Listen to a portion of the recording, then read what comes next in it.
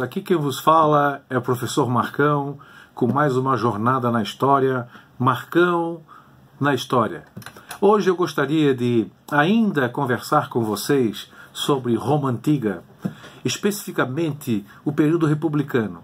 Como eu havia dito a vocês anteriormente, a história romana está dividida em monarquia, república e império. O período republicano foi uma fase extremamente conturbada da história romana. Roma instala a república. Quer dizer o seguinte: teremos um senado, 300 senadores, e teremos magistrados, altos funcionários eleitos, né? E a partir dali eles cumprem um mandato para governar Roma. O cargo mais alto da magistratura era o de cônsul, eram 2 cônsules. Bom, para evitar, obviamente, o absolutismo, que eles não queriam mais a figura de um único rei, de um monarca. Roma começa a conquistar muitos territórios, a riqueza esplendorosa, um luxo monumental, só que quem realmente tinha proveito dessa riqueza romana eram os patrícios e os plebeus ricos. Como eu já tinha lhes dito, as classes sociais eram os patrícios, os nobres, os plebeus, que eram, na verdade, plebeus ricos, comerciantes, camponeses, artesãos, e tínhamos também os escravos, que eram prisioneiros de guerra ou por dívida. E o que acontece? A plebe pobre, que era a maioria da população, não tinha acesso às riquezas de Roma. Então existia uma desigualdade social muito grande e uma tensão social muito grande. Como eu lhes falei na outra oportunidade, que foi criado o pão e circo, que era justamente para conseguir fazer com que a tensão social diminuísse. Dava o pão, o trigo periodicamente ao povo, e o circo, que era a distração, os gladiadores e etc., como nós já tínhamos visto na postagem anterior. Bom, nesse momento a República Romana, tensão social, Roma entra numa guerra civil. 2 generais, Caio Mário e Cornélio Sila, passam a lutar pelo poder. Nesse instante, Roma está em perigo. 3 generais assumem o controle para evitar o caos. Nós temos então a participação efetiva de Pompeu, Crasso e Júlio César. Crasso, Júlio César e Pompeu formam o primeiro triunvirato. 3 generais governando Roma. Existe uma disputa pelo poder entre Júlio César e Pompeu. Crasso tinha morrido em combate. E a partir daí, nós temos 2 governantes em Roma e Pompeu é descartado por Júlio César. E Júlio César assume o poder em Roma. Passa a administrar Roma e ele governa por 10 anos como ditador. Ditador era um cargo da magistratura que tinha o tempo determinado de 6 meses, podendo ser renovado, caso houvesse alguma emergência em Roma. E Júlio César permanecia como ditador. Ele começa a divulgar entre as pessoas que ele gostaria muito de tornar-se rei. Queria, na verdade, voltar a ter uma monarquia em Roma. Nesse momento, os senadores romanos, que eram os que mais tinham privilégios na República, passam a fazer um complô contra Júlio César. 2 senadores especificamente, e mais alguns, organizam e planejam o assassinato de Júlio César. No ano de 44 a.C., Júlio César é chamado ao Senado. E nas escadarias do Senado se aproximam os senadores. César imagina que está sendo recebido de uma forma cordial. Os senadores, com punhais, possivelmente semelhante a este punhal é o chamado Gladius, que eu já mostrei numa outra postagem.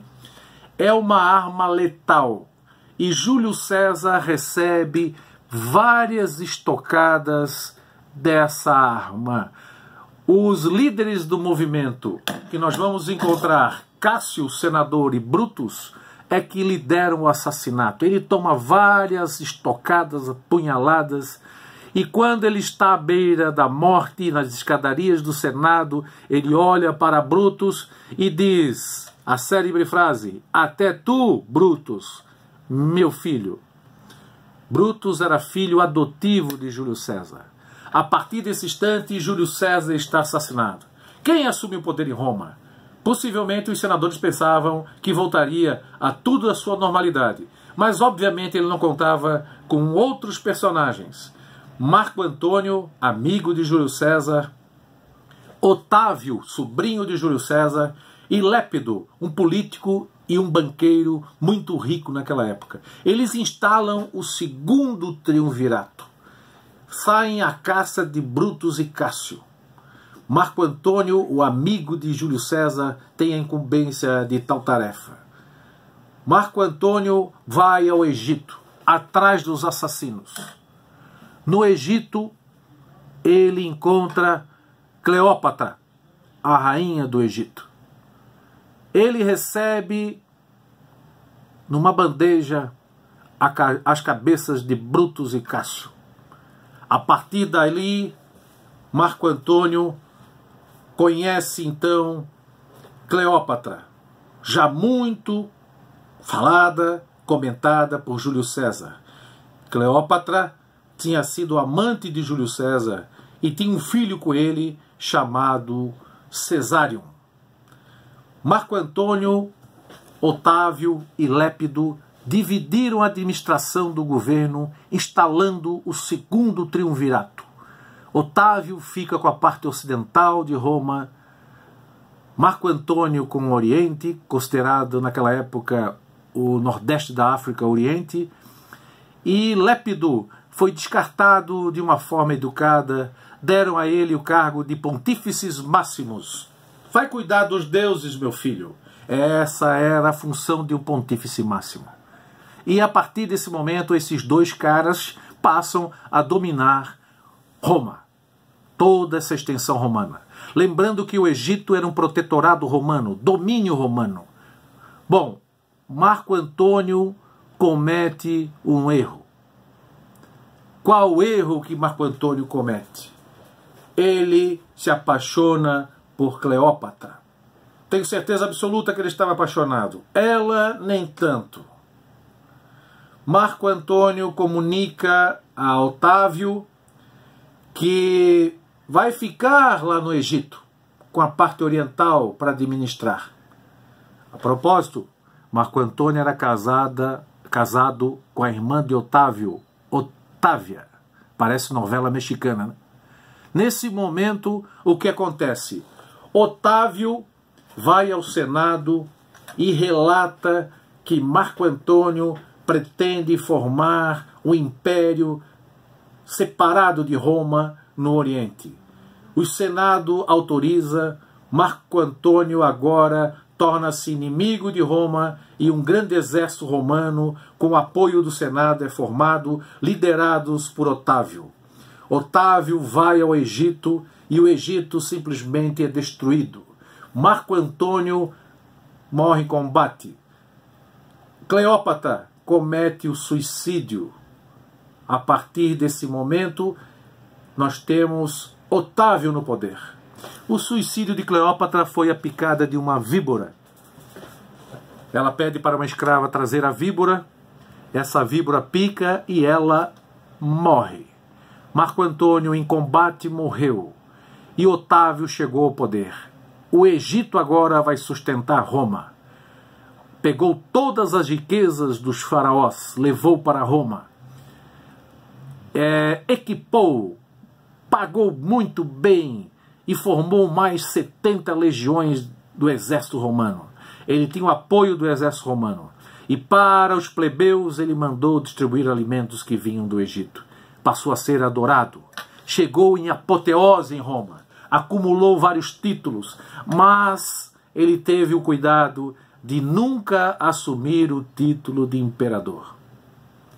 Perguntaram a Otávio: qual o título atribuído a você? E ele lembrou do tio que tinha sido assassinado pelos senadores. Otávio vai bajular os senadores. durante todo o seu governo. Ele nunca admitiu que era imperador ou monarca. Ele governava como um republicano em Roma, na cidade, mas fora de Roma, ele mandava como um governante absoluto.